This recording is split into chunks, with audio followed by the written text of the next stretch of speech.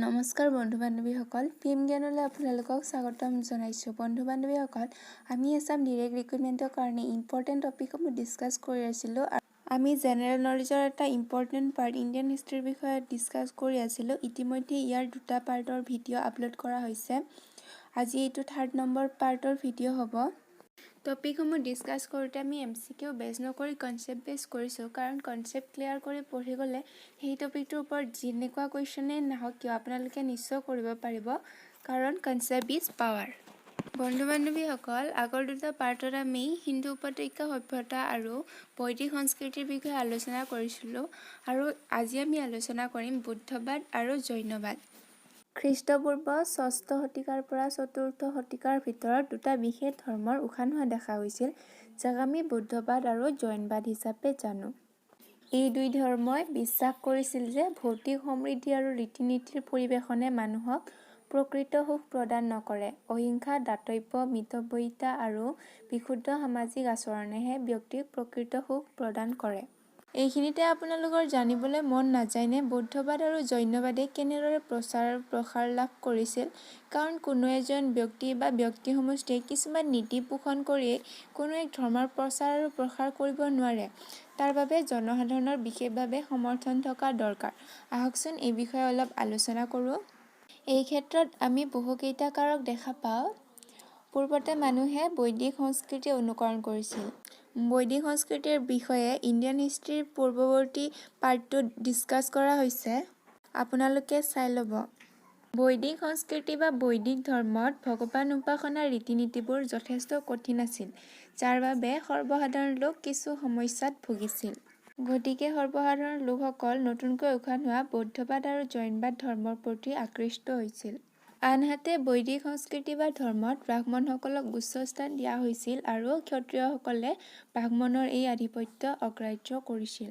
লগতে খেতিয়ক আৰু ব্যৱসায়ী বৈশ্যবৰ্ণৰ লোকসকল অৰ্থনৈতিকভাৱে সমৃদ্ধিশালী হৈ আহিছিল আৰু তেওঁলোকেও সমাজত উচ্চ স্থান লাভৰ আকাংক্ষা প্ৰকাশ কৰিছিল। ইয়াৰোপৰি বৌদ্ধবাদ বা জৈনবাদৰ নীতিসমূহ সহজ সৰল আছিল আৰু ইয়াত কোনো ধৰণৰ জাতিভেদ প্ৰথা নাছিল। সেয়েহে বৈশ্য আৰু শূদ্ৰসকল বৌদ্ধবাদ বা জৈনবাদৰ সহজ সৰল নীতিৰ প্ৰতি আকৰ্ষিত হৈছিল। এইবাৰ আমি বৌদ্ধ ধৰ্মৰ প্ৰৱৰ্তক গৌতম বুদ্ধৰ বিষয়ে অকণমান আলোচনা কৰিম। 563 BC অৰ্থাৎ 563 খ্ৰীষ্টাব্দ পূৰ্বত বহাগ মাহৰ পূৰ্ণিমা তিথিত লুম্বিনী নামৰ ঠাইত গৌতম বুদ্ধৰ জন্ম হৈছিল। লুম্বিনী বৰ্তমান নেপালত অৱস্থিত। গৌতম বুদ্ধৰ ল'ৰালি কালৰ অৰ্থাৎ জন্মৰ নাম আছিল সিদ্ধাৰ্থ। তেখেতৰ পিতৃৰ নাম আছিল শুদ্ধোধন আৰু মাতৃৰ নাম আছিল মহামায়া। বুদ্ধদেৱৰ মাতৃ মহামায়াৰ বুদ্ধৰ জন্মৰ 7 দিনৰ পিছতে মৃত্যু হৈছিল।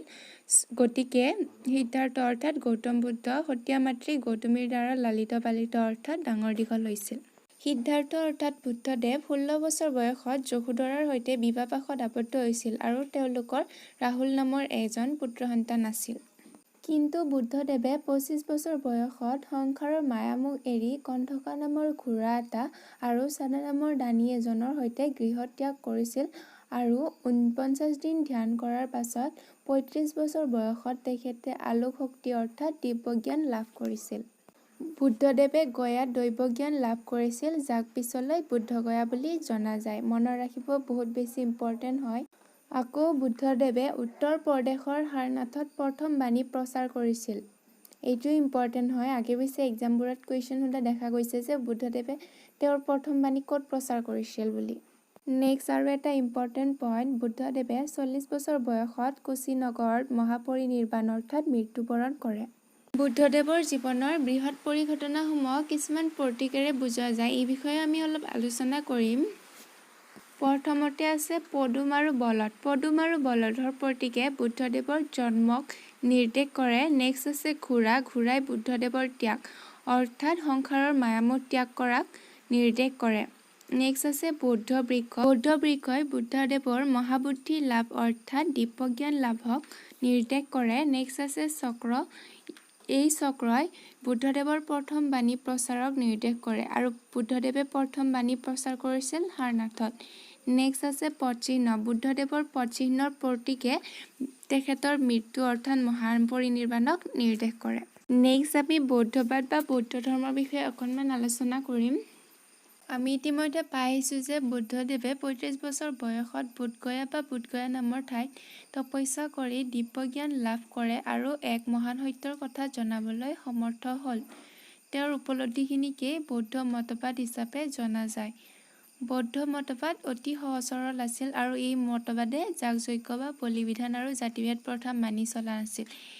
গতিকে সৰ্বসাধাৰণ লোকসকল বৌদ্ধ মতবাদৰ প্ৰতি আকৰ্ষিত হৈছিল। বুদ্ধদেৱে তেওঁৰ বাণীসমূহ পালি ভাষাত প্ৰচাৰ কৰিছিল আৰু বৌদ্ধ ধৰ্মৰ মূল ধৰ্মপুথিখনৰ নাম হ'ল ত্ৰিপিটক। মনত ৰাখিব, ইম্পৰ্টেণ্ট হয়। এই ত্ৰিপিটক গ্ৰন্থখনো পালি ভাষাতেই ৰচিত হৈছিল।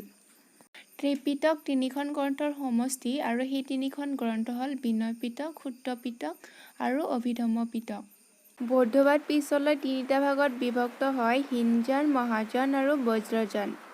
বৌদ্ধ ধৰ্মৰ প্ৰচাৰৰ বাবে বুদ্ধ পৰিষদ অৰ্থাৎ কিছুমান ধৰ্মীয় সভা অনুষ্ঠিত হৈছিল। এই বিষয়ে এক্সাম্পলত কুৱেশ্যন সোধা দেখা যায়, গতিকে আমি এই বিষয়ে অলপ আলোচনা কৰিম।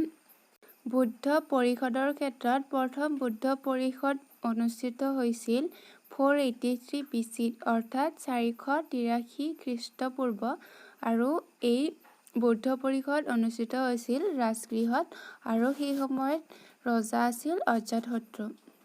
দ্বিতীয় বুদ্ধ পৰিষদ অনুষ্ঠিত হৈছিল 383 BC অৰ্থাৎ 383 খ্ৰীষ্টপূৰ্ব আৰু এই বুদ্ধ পৰিষদ বৈশালীত অনুষ্ঠিত হৈছিল আৰু সেই সময়ত ৰজা আছিল কলাচু।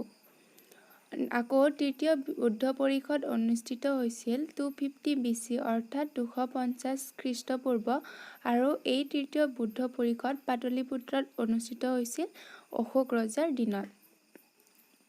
আকৌ চতুৰ্থ বুদ্ধ পৰিষদ অনুষ্ঠিত হৈছিল প্ৰথম শতিকাত। এই চতুৰ্থ বুদ্ধ পৰিষদ কাশ্মীৰত কনিষ্ক ৰজাৰ দিনত অনুষ্ঠিত হৈছিল আৰু ইয়াতেই বুদ্ধবাদ হীনযান আৰু মহাযান নামৰ দুভাগত ভাগ হৈছিল। ইয়াৰে প্ৰথম বুদ্ধ পৰিষদ আৰু চতুৰ্থ বুদ্ধ পৰিষদটো বেছি ইম্পৰ্টেণ্ট হয়, আপোনালোকে মনত ৰাখিবলৈ চেষ্টা কৰিব। নেক্সট আমি বৌদ্ধবাদৰ বিশ্ববিদ্যালয়সমূহৰ বিষয়ে আলোচনা কৰিম। এসময়ত বৌদ্ধ ধৰ্মৰ প্ৰচাৰ আৰু প্ৰসাৰৰ বাবে কিছুমান বিশ্ববিদ্যালয়ো গঢ়ি উঠিছিল। অৱশ্যে ইয়াত ধৰ্মীয় শিক্ষাৰ বাহিৰেও আন বিষয়ৰ শিক্ষাও প্ৰদান কৰা হৈছিল। বিশেষকৈ এই বিশ্ববিদ্যালয়সমূহ শিক্ষাৰ কেন্দ্ৰ আছিল। আপোনালোকে স্ক্ৰীনত নিশ্চয় এখন টেবুল দেখা পাইছে। এইখন আপোনালোকে স্ক্ৰীনশ্বট মাৰি থ'ব আৰু কোনখন বিশ্ববিদ্যালয় ক'ত অৱস্থিত লগতে প্ৰতিষ্ঠাপক কোন সেই বিষয়ে মনত ৰখাৰ চেষ্টা কৰিব। ইয়াত আৰু বেলেগকৈ বুজাই থকাৰ একো প্ৰয়োজন নাই। নেক্সট আমি আলোচনা কৰিম জৈন ধৰ্ম বা জৈনবাদ। জৈনবাদৰ প্ৰতিষ্ঠাপক বুলি ঋষভনাথক গণ্য কৰা হয়। তেখেত জৈনবাদৰ প্ৰথম তীৰ্থংকৰ আছিল আৰু জৈনবাদৰ 24জন তীৰ্থংকৰ আছিল বুলি কোৱা হয়। জৈনবাদৰ 24তম অৰ্থাৎ অন্তিমজন তীৰ্থংকৰ আছিল বৰ্ধমান মহাবীৰ। বৰ্ধমান মহাবীৰৰ বিষয়ে আমি অলপ ভালদৰে চাব লাগিব, কাৰণ তেখেতৰ বিষয়েই জৈনবাদৰ ক্ষেত্ৰত বেছিকৈ প্ৰশ্ন সোধা দেখা যায়। বৰ্ধমান মহাবীৰৰ আন এটি নাম জিতেন্দ্ৰিয়। মনত ৰাখিব, ইম্পৰ্টেণ্ট হয়। বৰ্ধমান মহাবীৰৰ বুদ্ধদেৱৰ সমসাময়িকভাৱেই 599 BC অৰ্থাৎ 599 খ্ৰীষ্টপূৰ্বত বৈশালীৰ ওচৰৰ কুন্দগ্ৰামত জন্ম লাভ কৰিছিল আৰু বুদ্ধৰ দৰেই তেওঁ ক্ষত্ৰিয় বংশত জন্মগ্ৰহণ কৰিছিল। তেখেতৰ পিতৃৰ নাম আছিল সিদ্ধাৰ্থ আৰু মাতৃৰ নাম আছিল ত্ৰিশলা। বুদ্ধদেৱৰ ল'ৰালিকালৰ নামো সিদ্ধাৰ্থ আছিল, মনত ৰাখিব আপোনালোকে। বৰ্ধমান মহাবীৰৰ পত্নীৰ নাম আছিল যশোদা আৰু জীয়ৰীৰ নাম আছিল প্ৰিয়দৰ্শনা। তেখেত 30 বছৰ বয়সত সংসাৰৰ মায়ামোহ ত্যাগ কৰি সন্ন্যাসী হৈছিল আৰু 42 বছৰ বয়সত জম্ভিকাগ্ৰাম চহৰৰ বাহিৰৰ ৰিজুপালিকা নদীৰ তীৰত তেখেতে শালগছ এডালৰ তলত কৈবল্য অৰ্থাৎ সৰ্ববিজ্ঞান বা অসীম জ্ঞান লাভ কৰে, অৰ্থাৎ তেওঁ দৈৱ জ্ঞান লাভ কৰিছিল। 72 বছৰ বয়সত বিহাৰৰ পাভপুৰীত বৰ্ধমান মহাবীৰৰ মৃত্যু হয়। জৈনবাদৰ কেইগৰাকীমান উল্লেখযোগ্য তীৰ্থংকৰক কিছুমান প্ৰতীক চিহ্নৰ দ্বাৰা বুজোৱা হয়। যেনে জৈনবাদৰ প্ৰথম তীৰ্থংকৰ আছিল ঋষভনাথ বা আদিনাথ আৰু তেখেতক ষাঁড় গৰুৰ প্ৰতীকেৰে নিৰ্দেশ কৰা হয়। জৈনবাদৰ 23তম তীৰ্থংকৰ আছিল পাৰ্শ্বৱনাথ আৰু তেখেতক সাপৰ প্ৰতীকেৰে নিৰ্দেশ কৰা হয়। আকৌ জৈনবাদৰ 24তম তীৰ্থংকৰ আছিল মহাবীৰ আৰু মহাবীৰৰ প্ৰতীক চিহ্ন হৈছে সিংহ। জৈনবাদৰ যদিও 24 জন তীৰ্থংকৰ থকা বুলি গণ্য কৰা হয়, তথাপি আটাইকেইজন তীৰ্থংকৰৰ বিষয়ে বৰ বেছি উল্লেখ পোৱা নাযায়। সৌৰাষ্ট্ৰ অৰ্থাৎ গুজৰাটৰ নেমিনাথক 22তম তীৰ্থংকৰ বুলি গণ্য কৰা হয়। মনত ৰাখিব ইম্পৰ্টেণ্ট হয়। আপোনালোকে 4জন তীৰ্থংকৰৰে নাম মনত ৰাখি কিমানতম তীৰ্থংকৰ সেই বিষয়ে মনত ৰাখিবলৈ চেষ্টা কৰিব। লগতে আন 3জন তীৰ্থংকৰৰ প্ৰতীকচিহ্নৰ বিষয়েও মনত ৰাখিব। এই বিষয়ে এক্সামত কুৱেশ্যন সোধা দেখা যায়। এইবাৰ আমি জৈনবাদৰ নীতিসমূহৰ বিষয়ে আলোচনা কৰিম। জৈনবাদৰ মূল নীতিসমূহ হৈছে নম্বৰ 1 ভগৱানৰ প্ৰতি অবিশ্বাস, নম্বৰ 2 কৰ্মত বিশ্বাস অৰ্থাৎ তেওঁলোকে কৰ্মতে ভগৱান আছিল বুলি বিশ্বাস কৰিছিল। নম্বৰ 3 আত্মাৰ অমৰত্ব অৰ্থাৎ তেওঁলোকে আত্মাৰ যে কেতিয়াও মৃত্যু নহয় সেই কথাত বিশ্বাস ৰাখিছিল। নেক্সট আছে নম্বৰ 4 বৈদিক ৰীতি আৰু বৈদিক কৰ্তৃত্বক বিৰোধিতা কৰিছিল। নেক্সট আছিল সমতা। জৈনবাদে সকলো জাতি ধৰ্ম বৰ্ণ নিৰ্বিশেষে সকলো লোককে সমান দৃষ্টিভংগীৰে চাইছিল। সেয়েহে নিম্ন খাপৰ লোকসকলে বৈদিক সংস্কৃতি তথা ৰীতি নীতি এৰি জৈনবাদ আৰু বৌদ্ধবাদ ধৰ্মৰ প্ৰতি আকৃষ্ট হোৱা দেখা গৈছিল।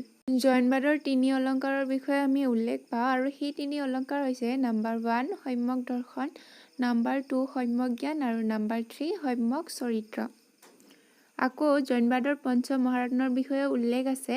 ইয়াৰে নম্বৰ 1ত আছে অহিংসা, নম্বৰ 2 সত্য, নম্বৰ 3 অষ্টেয়, নম্বৰ 4 অপৰিগ্ৰহ আৰু নম্বৰ 5 ব্ৰহ্মচৰ্য। জৈনবাদ দুটা ভাগত বিভক্ত হৈছিল, নম্বৰ 1 দিগম্বৰ আৰু নম্বৰ 2 শ্বেতাম্বৰ। আৰু বৌদ্ধবাদ কেইটা ভাগত বিভক্ত হৈছিল? 3টা ভাগত, হীনযান, মহাযান আৰু বজ্ৰযান। আকৌ জৈনবাদ হৈছে 2টা প্ৰকাৰত বিভক্ত হৈছিল আৰু সেই দুটা হৈছে দিগম্বৰ আৰু শ্বেতাম্বৰ। এইবাৰ আমি জৈনবাদৰ ধৰ্মীয় গ্ৰন্থৰ বিষয়ে অলপ আলোচনা কৰিম। পূৰ্বতে জৈন মতবাদসমূহ মৌখিকভাৱে প্ৰচলিত হৈ আহিছিল, কিন্তু পিছলৈ ইয়াক লিপিবদ্ধ কৰা হয় আৰু এই লিপিসমূহৰ দ্বাৰা আদিগ্ৰন্থ নামেৰে এখন গ্ৰন্থৰ আকাৰ দিয়া হয়। গতিকে জৈনবাদ বা জৈন ধৰ্মৰ ধৰ্মীয় গ্ৰন্থৰ নাম কি বুলি সুধিলে উত্তৰটো হ'ব আদিগ্ৰন্থ। নেক্সট আমি চাম জৈন পৰিষদৰ বিষয়ে। বৌদ্ধ পৰিষদৰ নিচিনাকৈ জৈন পৰিষদো অনুষ্ঠিত হৈছিল। আপোনালোকে স্ক্ৰীনত নিশ্চয় এখন টেবুল দেখিবলৈ পাইছে। সেই টেবুলখন আপোনালোকে স্ক্ৰীনশ্বট মাৰি মনত ৰাখিব। প্ৰথম জৈন পৰিষদ অনুষ্ঠিত হৈছিল 300 BC আৰু স্থান আছিল পাটলিপুত্ৰ আৰু এই পৰিষদৰ সভাপতি আছিল স্থূলভদ্ৰ। দ্বিতীয় জৈন পৰিষদ অনুষ্ঠিত হৈছিল 512 BC আৰু স্থান আছিল বল্লভী, গুজৰাটৰ হয় আৰু ইয়াৰে সভাপতি আছিল দেৱৰ্ধি ক্ষমশ্ৰমণ। নেক্সট দুটা ইম্পৰ্টেণ্ট পইণ্ট। মৌৰ্য বংশৰ প্ৰথম ঐতিহাসিক সম্ৰাট চন্দ্ৰগুপ্ত মৌৰ্যই জৈন ধৰ্ম গ্ৰহণ কৰিছিল।